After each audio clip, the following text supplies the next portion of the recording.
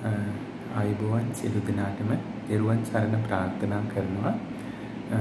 විමුක්ති නිවන් මාර්ග වැඩසටහනට තවත් වීඩියෝ එකක් එකතු කරමින් මේ දහම් මාර්ග වඩන කල්යාණ මිතුරන්ට තවත් යම්කිසි පිටුවහලක් වෙන්නට බොහොම සත්භාවයෙන් යුක්තව ඉදිරිපත් කරන වැඩසටහන. ඉතින් අපි කලින් වැඩසටහනේ ඔබට මතකයි මේ වීඩියෝ එක කලින් ඉදිරිපත් කරපු වීඩියෝ එකේ දෙවෙනි කොටස විදියට මම ඉදිරිපත් කරන්නේ. කලින් මම කතා කළා සති නිමිත්ත පිළිබඳව.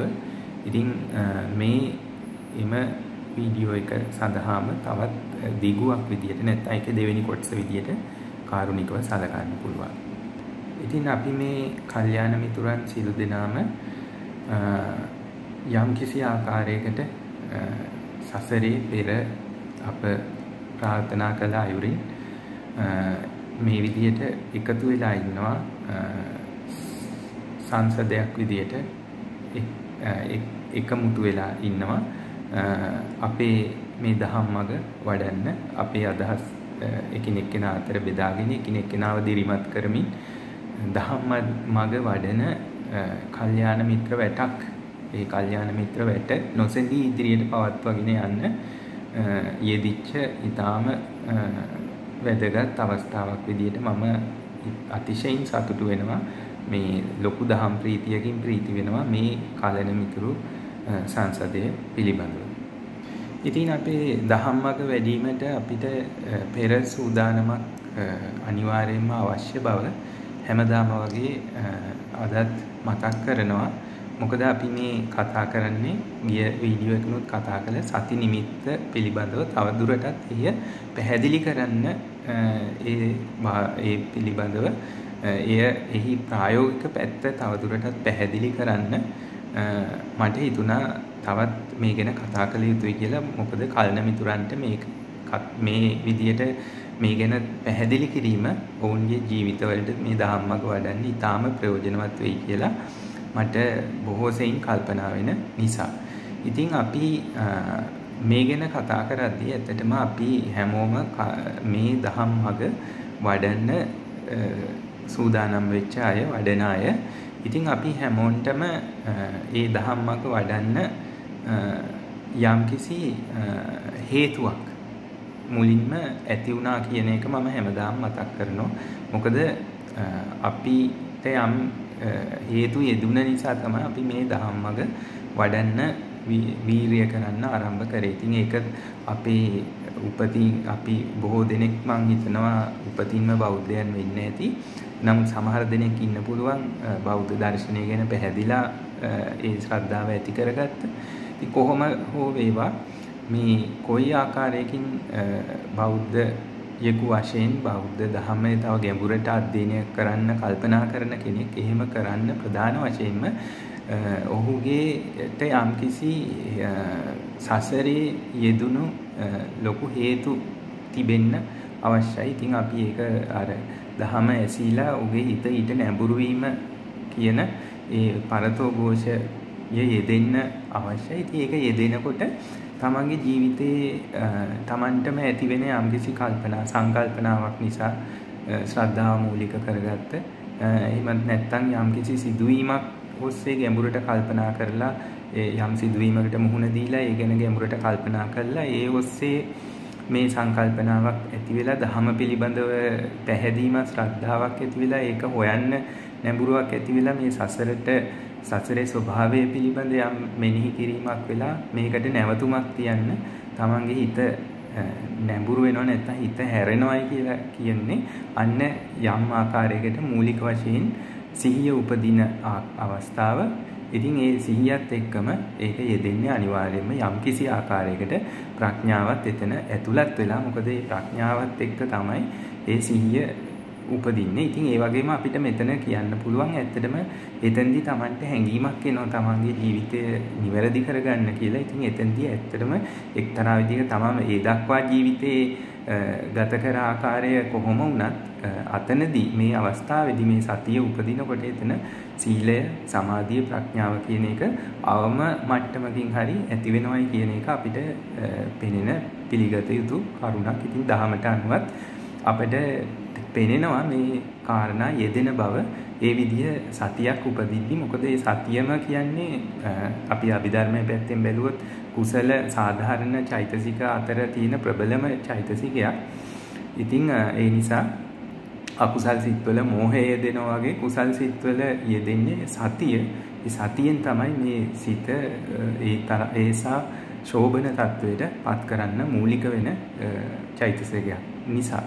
ඉතින් මේ ආකාරයට අපි හැමෝන්ටම ජීවිතයේ ඒ අවස්ථාව සිහිය ඉපදීම කියන එක හරිම වැදගත් දෙයක්. සසරේ නැවතුමක් තබන්න. ධම්මග වඩන්න කියලා ඇති වෙන මේ පැහැදීම අදිෂ්ඨානය සමග පහළ වෙන ගුණය තමයි මේ සිහිය එක්ක ශ්‍රද්ධාව මූලික වශයෙන් උපදිනවා. ඉතින් ශ්‍රද්ධාව කියලා කියන්නේ කුසල සාධාරණ චෛතසිකවල ප්‍රබලම චෛතසිකයක්. ඉතින් අපි කල්පනා කරලා ගත්තොත් ඇත්තටම ශ්‍රද්ධාව මූලික කරගෙන තමයි සියලු කුසල් වලට හේතු වෙන්නේ. ඇත්තටම මේ අපි සතිය කියලා කිව්වොත් අකුසල පැත්තේ යෙදෙන්නේ උද්දච්චය කියන චෛතසිකයට ප්‍රතිවිරුද්ධ විදියට තමයි සතිය යෙදෙන්නේ. උද්දච්චයේදී සිත සෙලවෙන ස්වභාවයේ පවතින්නේ. නමුත් සතියේ යෙදෙනකොට සිත ස්ථිර ස්වභාවයට එනවා. ඉතින් අකුසල පැත්තේ මෝහය වෙනුවට කුසල පැත්තේ ඇති වෙන්නේ ශ්‍රද්ධාව කියන විදියට වඩාත් මේක නිවැරදි වෙන්න ඕනේ. ඉතින් කියලා මේ කියනවා. ඉතින් මේ විදිහට මේ ශ්‍රද්ධාව ඇතිවීම ඊටාම වැදගත් කාරණයක්. ශ්‍රද්ධාව කියලා කියන්නේ මූලික වශයෙන් මේ ධර්මතාවලට පැහැදීම කියන අර්ථ විවරණයට අපිට එන්න පුළුවන්. ඉතින් යම් කිසි දෙයකට වෙන පැහැදීම ධර්මතාවලට වෙන පැහැදීම ධර්මතාවය කියලා කියන විදිහට ගත්තොත් අපි සත්‍යව දකින අපි යථාර්ථව දකින මේ ලෝකයේ සැබෑ යථාර්ථය තමයි මේ ධර්මතාව විදියට ගන්නෙ විශ්ව ධර්මතාවය. ඉතින් මේ ධර්මතාවය අනාවරණය කරලා ලෝකෙට ප්‍රකාශ කරේ භාග්‍යවතුන් වහන්සේ අපේ තිලෝගුරු බුදු පියාණන් වහන්සේ. ඉතින් උන්වහන්සේටත් උන්වහන්සේ දේශිත ධර්මයටත් ඒ වගේම උන්වහන්සේ අනුගමනය කරන ශ්‍රාවක මහා සංඝරත්නයටත් පහදින නැත්තම් ඇතිවන පැහැදීම ඇති කරගන්න පැහැදීම ඒ පතනය කරගන්න පැහැදීම තමයි ශ්‍රද්ධාව විදියට බෞද්ධ දර්ශනය තුල අර්ථ දැක්වෙන්නේ. ඉතින් යමෙකුට මේ විදියට ශ්‍රද්ධාව පහළ වුණායින් පස්සේ ශ්‍රද්ධාව තුල ඔහුට ඔහුගේ ජීවිතය මේ ධහම තුල බෞද්ධ දර්ශනය තුල ප්‍රමාණිකූලව ස්ථාපිත කරගන්න අවශ්‍ය වෙනවා. ඉතින් ඔහු ශ්‍රද්ධාවෙන් ඔහු මෙතෙක් ගත කර ජීවිතය වෙනස් කරගෙන ධර්මය තුල ජීවත් වෙන්න පටන් ගන්න ඕනේ. ඒකට යම්කිසි විදියකට උඩ ධර්ම ඥානය ඒක අපි කියනවා සුතමය ප්‍රඥාව කියලා. ඒ සුතමය ඥානය ධහම ඇසුරු කිරීමෙන් ලබා ගන්න ඕනේ. ඉතින් ධහම ඇසුරු කිරීමෙන් සුතමය ඥානය ලබා ගන්න අවධියක් තියෙනවා කෙනෙකුගේ ජීවිතේ. ශ්‍රද්ධාවෙන් ඔහු ගෙවන ඒ කාලයට අපි ශ්‍රද්ධානුසාරී අවධිය කියලා කියනවා. ඉතින් මේ ශ්‍රද්ධානුසාරී අවධිය වඩාත් ධහම යම් ප්‍රමාණයකට දැනගත්තයින් පස්සේ එහි තුල ඉඳගෙන මේ ධහම තවදුරටත් හොඳින් තමන්ගේ ජීවිතයේ ඒ සීලය තුල මනාව පිහිටුවාගෙන ඒ තුල ඇති කරගන්න සිත් එකඟ බව ඒ සමාධිය තුල ඉඳගෙන හොඳින් ප්‍රඥාව වර්ධනය කරගන්න උත්සාහ කිරීම තුල ඔහුපත් වෙනවා ශ්‍රද්ධානුසාරී මට්ටමින් ධම්මානුසාරී මට්ටමට. ඉතින් මේක ඊටාම වැදගත් කාරණයක්. ඉතින් අපි ශ්‍රද්ධානුසාරී බවින් ධම්මානුසාරී බවට පැමිණීමේ සැබෑ අර්ථය තමයි අපිට මේ ධම්මග තුල ප්‍රඥාව අපේ සීලය ඉහළටපත් කරලා ඒ හරහා සමාධිය ඇති කරගෙන චිත්තේ සමාධිය ඇති කරගෙන ඒ සමාධිය හරහා ප්‍රඥාව කරා ළඟා වීමේ උත්සාහය තමයි මේ ධම්මග වැඩිීමේ කරන්නේ. ඉතින් ඇත්තටම කෙනෙකුට ප්‍රායෝගිකව මේ දේ කරන්න යම්කිසි ආකාරයක ගුණාංග කිහිපයක් තිබෙන්න ඕනේ. ඉතින් මූලික වශයෙන් අපි බෞද්ධ සූත්‍ර අනුව වේ දර්ශනය තුලින් බැලුවොත් ඇත්තටම කෙනෙකුගේ ජීවිතේ කුඩා කාල ආරම්භක අවධිය කියලා ගත්තොත් දැනුමක් තේරුමක් ඇති වයසේ ඉඳන්ම කෙනෙකුට ධම්මග ශ්‍රද්ධානුසාරීව හෝ වඩන්න ලැබෙනවා නම් ඒක සසරේ මහා භාග්යක්. ඉතින් එහෙම අය මේ වගේ යුගයක යම් කිසි විදිහකට විරලයි කියන්න පුළුවන්. නමුත් කොහොම වුණත් අපිට අපේ බෞද්ධ සංස්කෘතිය ඇතුලේ අපේ තුල අපිට ඒකට අවස්ථාව තියෙනවා එවැනි අවස්ථාවන් ලබා ගන්න. ඉතින් අපි ගත්තොත් අපි තුල් අපේ ජීවිත තුල අපිට මේ ධම්මක වඩන්න ඇත්ත වශයෙන්ම ජීවිතේ යෞවන අවධිය තරුණ අවධිය වඩාත් සුදුසුයි මේක ආරම්භ කරන්න. ඉතින් එම අවස්ථාවේ ආරම්භ කරන්න නොහැකි වෙච්ච කෙනෙකුට ජීවිතේ මැදි වයසේදී කිසිම ගැටලුවක් නැතුව අපේක්ෂා කරන්න පුළුවන් මේ ගමන යන්න. ඒ වගේම මැදි වයසක් පහු කරලා කෙනෙකුට ඉන්න කෙනෙකුට වඩාත් ලොකු වීරයක් කරන්න වෙනවා අනිවාර්යයෙන්ම මේ ගමනේ ප්‍රතිඵල දක්වා යන්න. ඉතින් ඒ නිසා අපිට හැම අතින්ම පේනවා මේකට මිලින්ද ප්‍රශ්නෙත් උදාහරණයක් තියෙනවා. ඔබ දන්නවා සූත්‍ර පිටක ආදී ඇසුරෙන් බෞද්ධ සාහිත්‍යයේ ඉදිරිපත් වෙලා තියෙන සංග්‍රහ වෙච්ච විශිෂ්ටතම ග්‍රන්ථයක් තමයි ඓතිහාසික සිදුවීමක් ඇසුරෙන් රචනා වුණු බෞද්ධ දාර්ශනික සංග්‍රහය වෙන මිලින්ද ප්‍රශ්නය. ඉතින් මෙතෙන්දී මිලින්ද ප්‍රශ්නයේදී මේ කාරණය බීජයක සරු බව උදාහරණයට අරගෙන පෙන්නනවා. මේ බීජය හොඳට නැවුම් අවස්ථාවේදී මේකෙන් ඊටාම හොඳ ප්‍රතිඵලදාවක් ගන්න පුළුවන්. බීජේ පරණ වෙන්න එහි ඵලදාව ඉපීමේ හැකියාව අඩු වෙනවා. ඉතින් ඒ වගේ තමයි කෙනෙකුගේ ජීවිතේ මේ ඒක ප්‍රඥාව මත වෙනස් වෙන කාරණයක් කියලාත් අපිට කියන්න පුළුවන්. ඇත්තටම ඒ කොහොම වුණත් වඩාත් හොඳ ප්‍රතිඵල ගන්න ජීවිතේ හැකිතාක් වේලස්සන මේ කාරණේ පටන් ගන්න එක බොහොම වටින බව අපිට පේනවා. ඉතින් ඒකයි භාග්‍යවතුන් වහන්සේ හැම වෙලාවෙම අප්‍රමාදය වැදගත් බව හැම අවස්ථාවකම ප්‍රකාශ කරලා තියෙන්නේ. ඉතින් අපි තවමත් ප්‍රමාද නෑ වේලස්සන වැඩි කියලා ජීවිතේ තරුණ අවධිය මැදි වියේ කියලා අපි කළ යුතු දේ පස්සට දැම්මොත් අපි අපේ ශාස්ත්‍රුන් වහන්සේගේ වචනයට පිටුපායමක් වෙන බව අනිවාර්යෙන් අපි හැමෝම මතක තියාගන්න ඕනේ. මොකද ප්‍රමාදේ දොස් දක්වලා අප්‍රමාදේම වර්ණනා කරපු අපේ ශාස්ත්‍රුන් වහන්සේ අපිට යහපතක්මයි ඒ කරලා තියෙන්නේ අප්‍රමාදයේ දැක්වීම. ඒ නිසා හැකිතාක් අප්‍රමාදීව ධම්මකට පිවිසීම තමයි වඩාත්ම හොඳ දේ. ඉතින් ශාස්ත්‍රුන් වහන්සේට වචනේ සියල්ලටම උඩින් තියලා අනිත් කවුරු මොනවා කිව්වත් මේ ධර්ම මාර්ගයේ ප්‍රතිඵල ගන්න මට්ටමටම මේක වර්ධනය කරන්න ඇත්ත වශයෙන්ම ඒ ධම්මානුසාරී බව මනාව වැඩෙන්න හේතු වෙන කරුණු කිහිපයක් තියෙනවා. ඒවා තමන්ගේ ජීවිතේ තියෙනවා බව දැන ගැනීම ඉතාම වැදගත්. ඒ තමයි ඒක අපේ හෙළ බෞද්ධ සාහිත්‍යයේ විශිෂ්ට ග්‍රන්ථයක් වන විසුද්ධි මාර්ගයේ මේක පිටක ත්‍රේන් උපුටා දක්වමින් මේ කරුණු කීපයක් පැහැදිලි කරනවා. එකක් තමයි අපි උපදී අන්තරායෙන් මිදිච්ච, ඒ කියන්නේ හොඳ ප්‍රඥාවන්ත මනසකින් ඉපදිලා සිටීම කියන කාරණේ. කියන්නේ එහෙමත් නැත්නම් අපි දන්න දහම අවබෝධ කරගන්න බැරි අර මන්ද මානසික මට්ටමින් මිදිච්ච උපතක් අපිට ලැබිලා තියෙනවා නම් ඒක අතිවිශිෂ්ට කාරණයක්. ඉතින් ඒක අපේ කල්යාණ මිත්‍රයන් හැමෝන්ටම ලැබිලා තිබෙන නිසා එවැනි විශිෂ්ට උපතක් ඉතින් ඒක කොච්චර වාසනාවක්ද. ඒක ක්ෂණ සම්පත්තියම කියන කාරණේ එතන ප්‍රධාන වශයෙන්ම ගැප් වෙනවා. ඊළඟට ජීවිතයේ මේ බරපතල කර්ම ආනන්තරීය කර්ම වැනි බරපතල කර්ම නොකල කෙනෙක් වීම. ඒකත් එසේ නොකර තිබීම ඊටාම උසස් දෙයක්, උතුම්ම ලාභයක් ජීවිතේ. මොකද උට ධර්ම මාර්ගය වැසී නැහැ. ඒ වැසී නැති බවම ඒ ෂණ සම්පත්තිය ආරක්ෂා වීමේ උතුම් කාරණයක්. ඊළඟ කාරණය තමයි ප්‍රබල මිත්‍යා දෘෂ්ටි ගත වීම වලින් වැළකීලා සාධාරණව සමබරව යථාර්ථවාදීව ලෝකයේ දකින දෘෂ්ටියකින් සිටීම.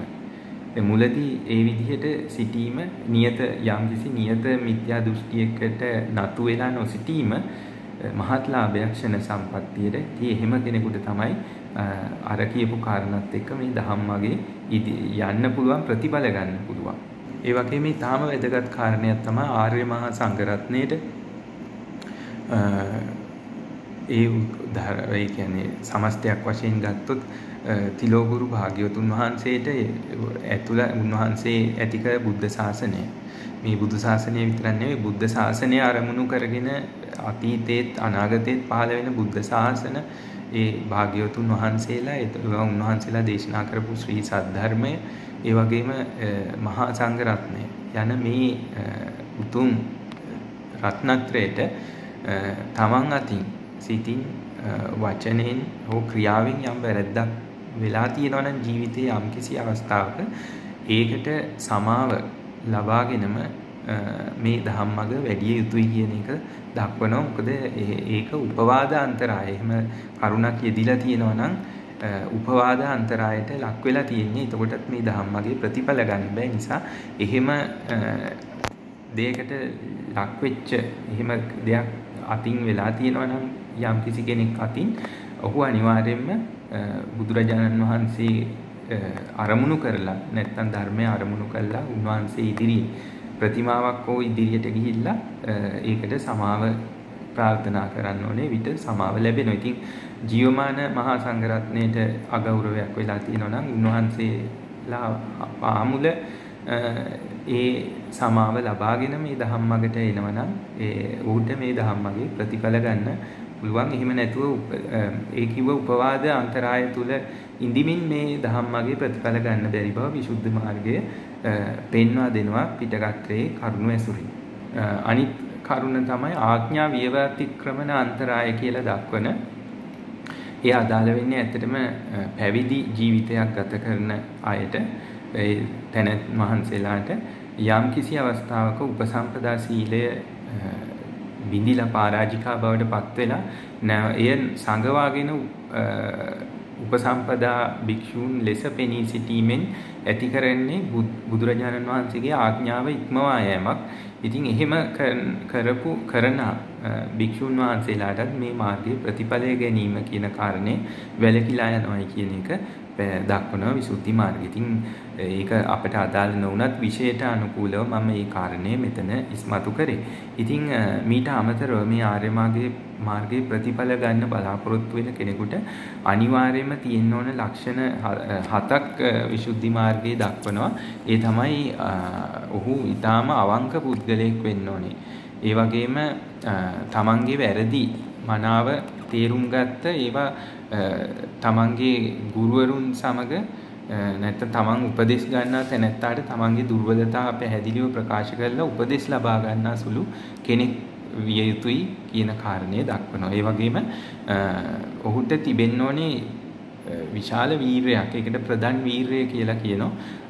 ලොකු අදිෂ්ඨානයක් තියෙන්න ඕනේ, උත්හාන වීරයක් තියෙන්න ඕනේ ධම්මග යන්නේ. ඒ වගේම ආරම්භක පරක්කම නික්කම කියන ගුණාංග යමක් ආරම්භ කරනකොට තියෙන උනන්දුවම එය පවත්වාගෙන ගැනීම ඒ උනන්දුව දිගටම සහ වැඩේ අවසන් කරන තුරු ඒ උනන්දුව තබා ගැනීම කියන ඒ විශේෂ ගුණය තිබෙන්න ඕනේ කියන කාරණේ විශේෂයෙන් දක්වනවා. ඉතින් ඒ වගේම තමයි ස්ථානෝචිත ප්‍රඥාවෙන් යුක්ත වෙන්න ඕනේ.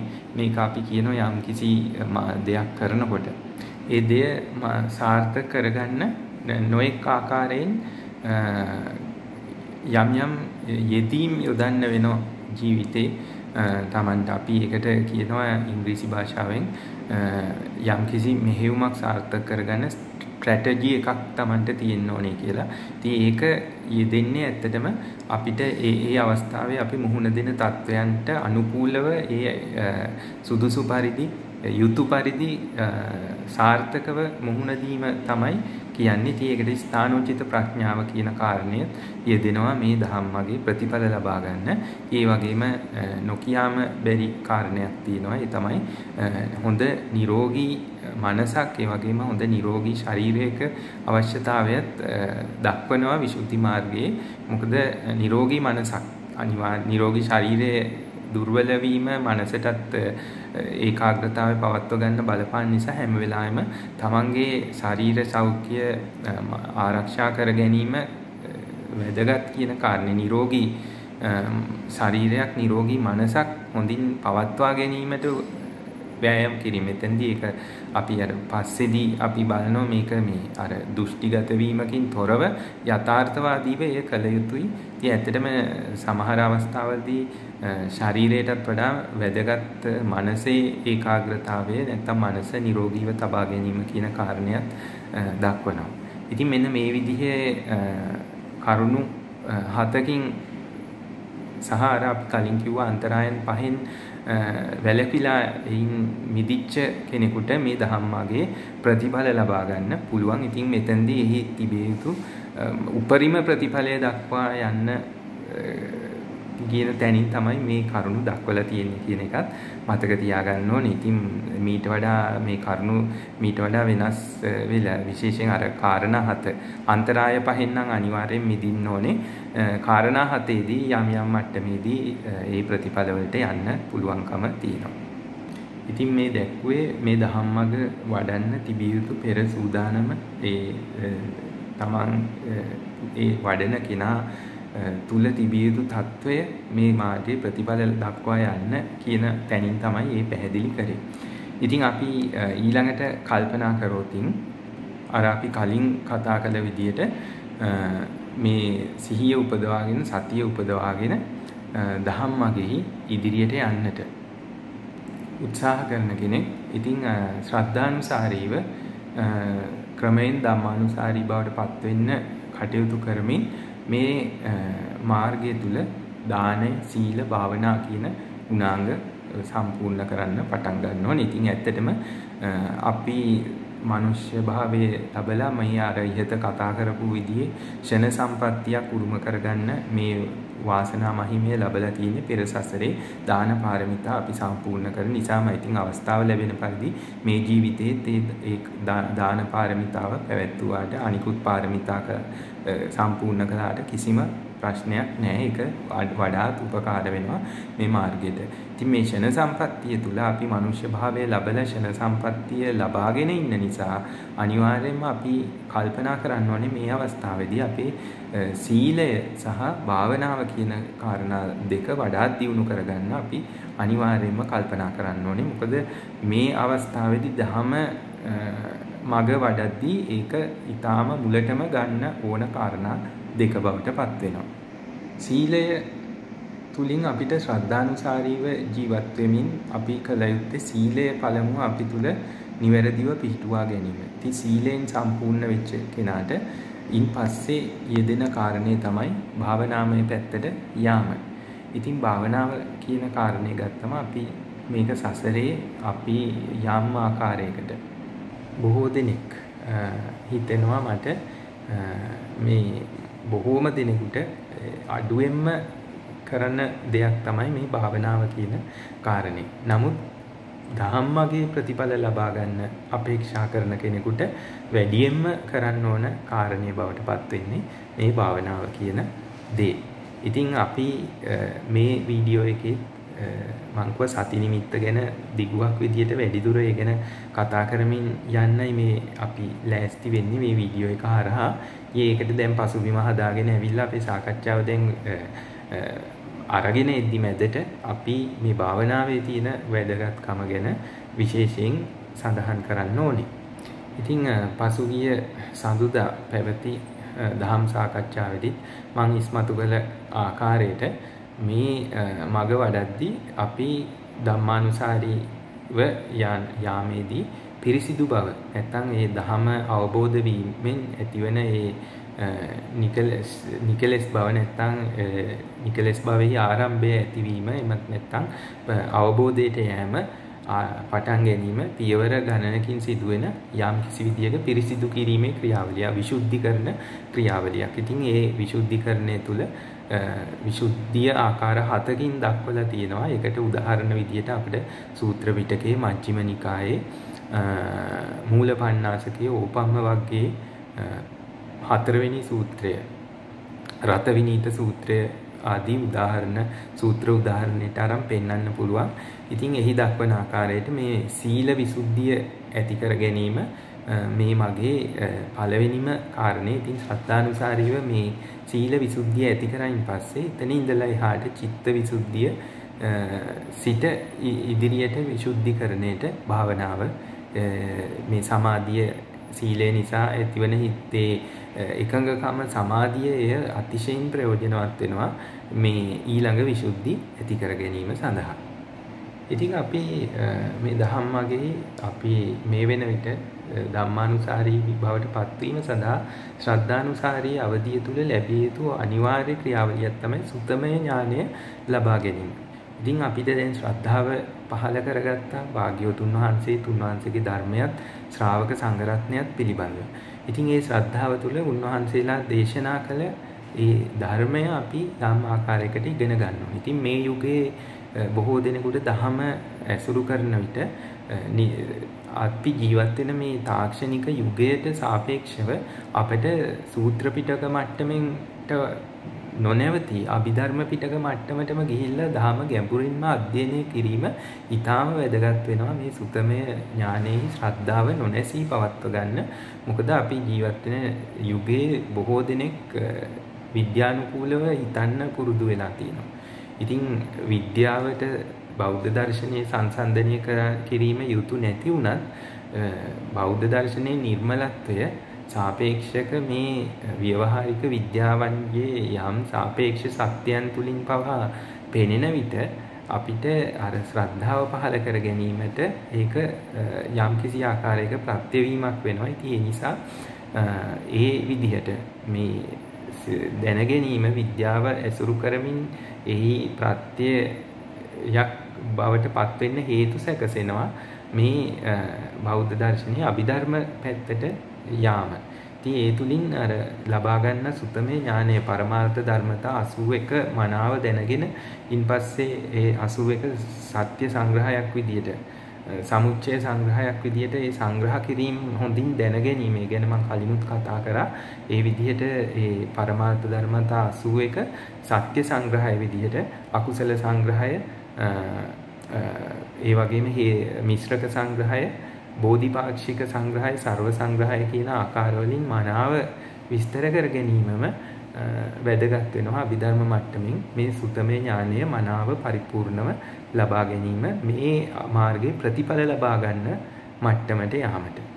ඉතින් එතනින් පසු අපි මේ ඉගෙනගත් ධර්මතා අපේ ප්‍රායෝගික ජීවිතයේ යොදමින් ප්‍රායෝගික ජීවිතයට යොදමින් අපි ඒ ගැන මෙනෙහි කිරීම මානසිකාර කිරීම අපේ භාවනාවේ ආරම්භය කියලා අපිට දක්වන්න පුළුවන්.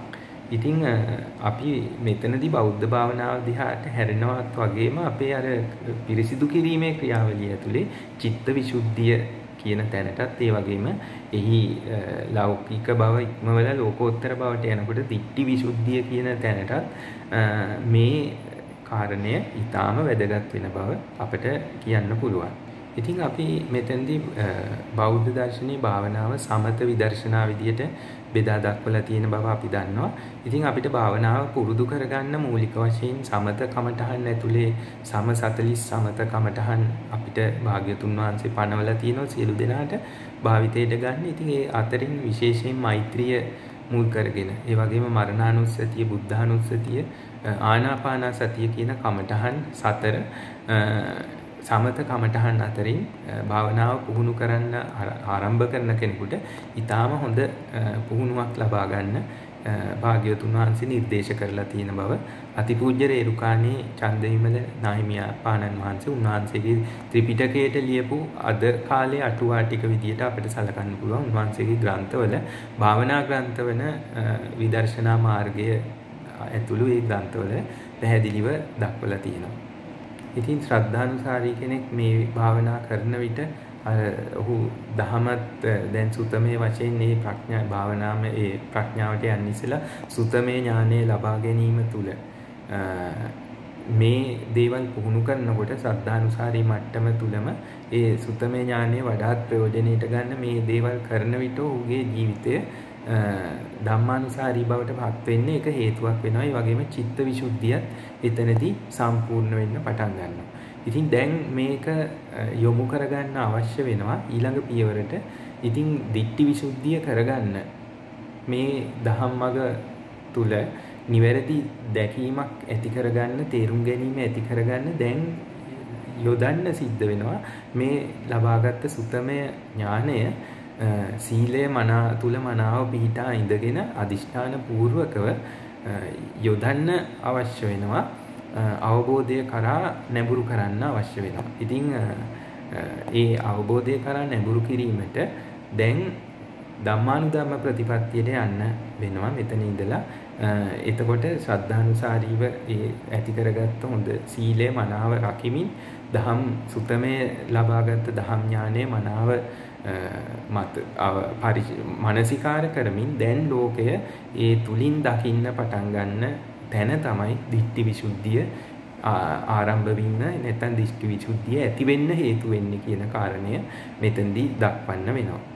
ඕන දැන් මෙතනදී තමයි අපිට වැදගත් වෙන්නේ අපේ භාවනාවට ගන්න අරමුණු. දැන් අපිට සුතමේ ඥානය ලබා ගත්තට පස්සේ අපිට තියෙන්නේ භාවනාමය අරමුණු වලට යන්න. ඉතින් මූලික වශයෙන් භාවනාවට පෙරහුරුවක් විදියට සමත කමඨහන් 4කින් අපිට පුංචි පොඩියට පටන් අරන් යම් දුරකට යන්න පුළුවන් මේ භාවනාවේ. මේක අපිට ප්‍රායෝගික ජීවිතය තුළ අපි යම් කිසි විදියක අපිට ආගමික මට්ටමින් නැත්නම් දාර්ශනික මට්ටමින් අපි කරන දෙයක් බවට පත් කරගන්න අපිට පුළුවන්. දැන් ඊළඟට අපිට මේ ලබාගත් දහම් දැනුම සුතමේ ඥානය මානසිකාර කරමින් ඒක භාවනාමය ප්‍රඥාවක් කරන්න අපිට නැවත අර අපි මුලින් පවත්වගෙන ආව සිහිය බලවත් කරන්න සිද්ධ වෙනවා. ඉතින් අන්න එතෙන්දී අපිට මේ කොයි භාවනාවටත් සති නිමිත්ත කියන කාරණේ මෙතෙන්ට අපිට කැඳව ගන්න වෙනවා. මොකද අපිට සිහියෙන් නොගිලිහි මේ කටයුතු වල යෙදීම සඳහා මේ කියන ටික ඊටාම වැදගත් මේ වීඩියෝ එකේ.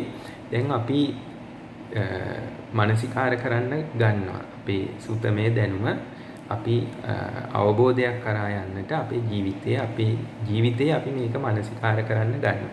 එතකොට අපිට එතෙන්ට අපේ කල්පනාව යොදන්න වෙනවා. එතකොට මේ කල්පනාව එතෙන්ට යොදන්න නම් සිහිය අපිට නොවෙනස්ව තියාගන්න වෙනවා.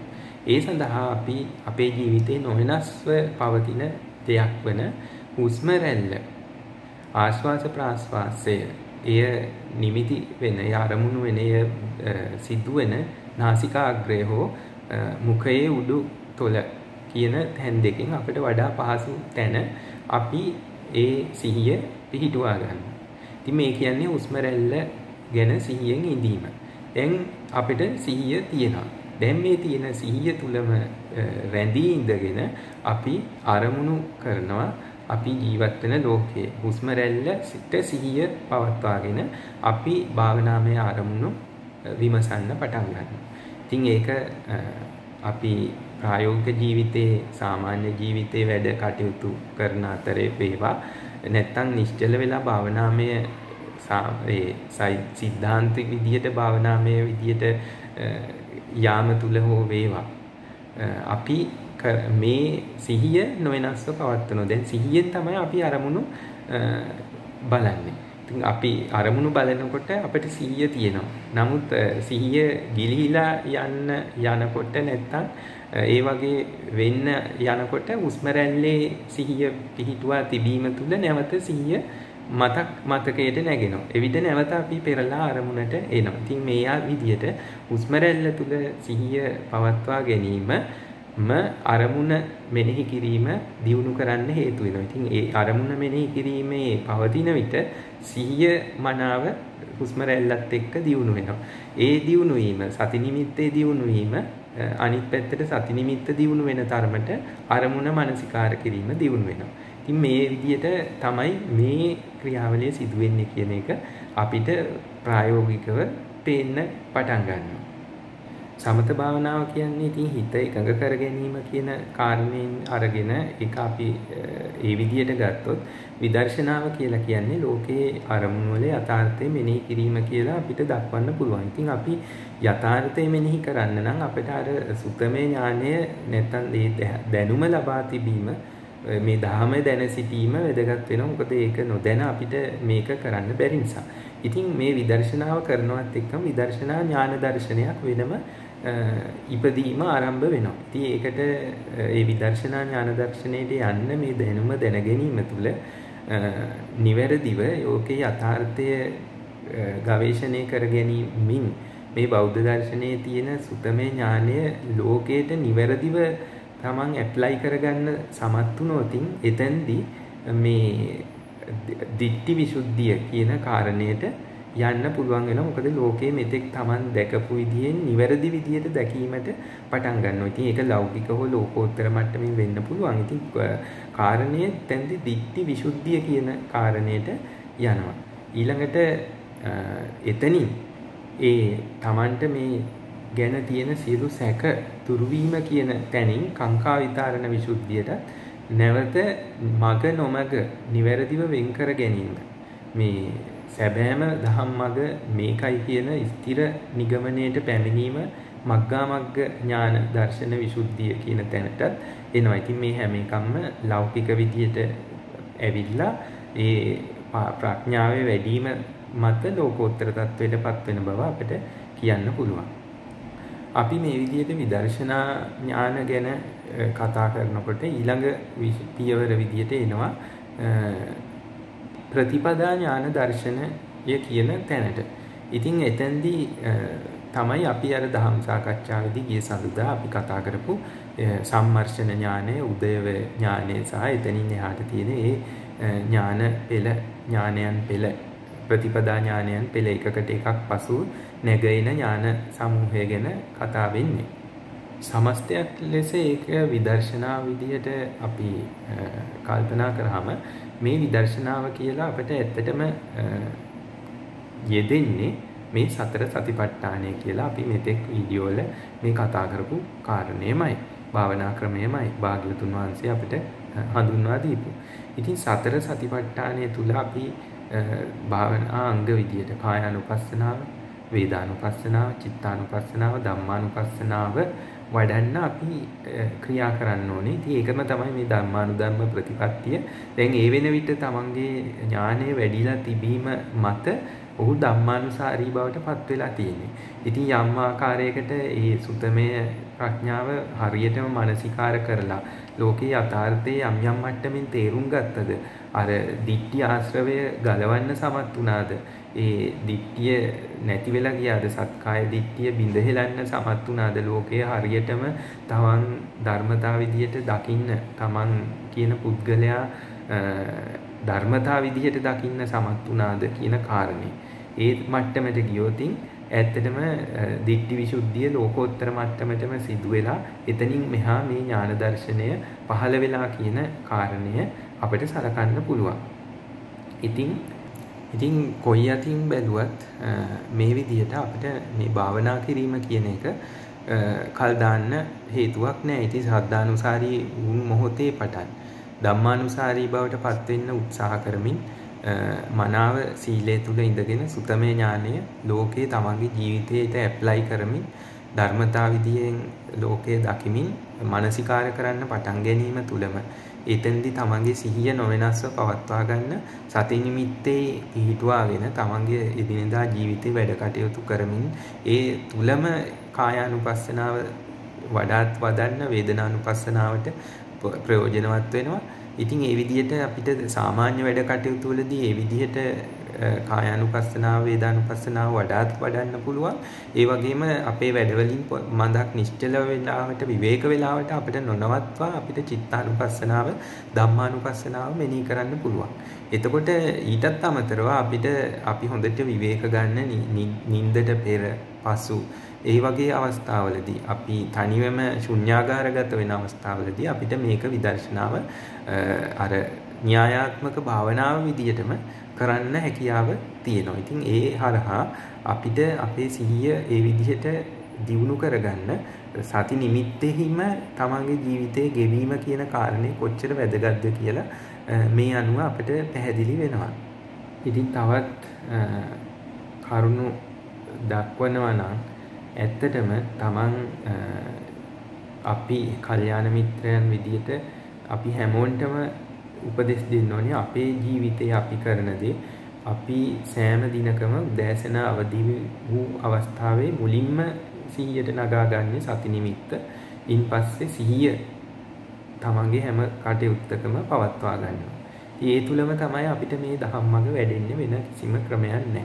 නින්දට යන්න ඉස්සෙල්ලත් නැවත සිහිය මනාව ප්‍රත්‍යවේක්ෂණය කරලා ඒ සිහිය තුලම නින්දට යන්න ඉඩ හැරීම තමයි අපිට මේ ජීවිතය මේ භාවනා මට්ටමේම තබා ගන්න පුළුවන් හොඳම කාරණේ. ඉතින් මෙහෙම ජීවත් වුණොත් ඒ තුල වැඩෙන සමාධිය හා ඉන් උපදින ප්‍රඥාව අපිට අතිශයින්ම වැදගත් වෙනවා මේ ධම්මග තරණය කරන්න. ඉතින් මෙහෙම ජීවත් වෙන කෙනෙකුට මේ කියන ධර්මතා වැඩිම නැත්තම් මේ අවබෝධයට යෑම නොලැබී නම් නොතිබෙන බව මේ වීඩියෝ එකේ මුල ඉඳන් අපි පියවරෙන් පියවර පෙන්නපු කාරණා සම්පූර්ණ කරමින් ආව කෙනෙකුට කිසිසේත්ම හේතුවක් නැහැ නොලැබී යන්න කියන එක පැහැදිලිව අපිට කියන්න පුළුවන්. ඉතින් අවසාන වශයෙන් වැදගත් කාරණයක් තවත් මතක් කරන්න ඕනේ. අපි කල්යාණ මිතුරන් අපේ බොහෝ දෙනෙක් ගිහි අය. ඉතින් අපිට මේ ගිහි ප්‍රතිපදාව තුළ අපිට තියෙනවා යම් කිසි විදිහක සීමා, අපිට දේවල් කරන්න පුළුවන් යම් සීමාවන් තියෙනවා. අපි මේ සීමා මේ ධම්මග වඩන අතරේ තේරුම් ගන්න ඕනේ. තේරුම් අරන් අපි මේ සීමාව තුළ අපිට ප්‍රැක්ටිකලි කරන්න පුළුවන් දේ කරන්න බලාපොරොත්තු වෙන්න ඕනේ.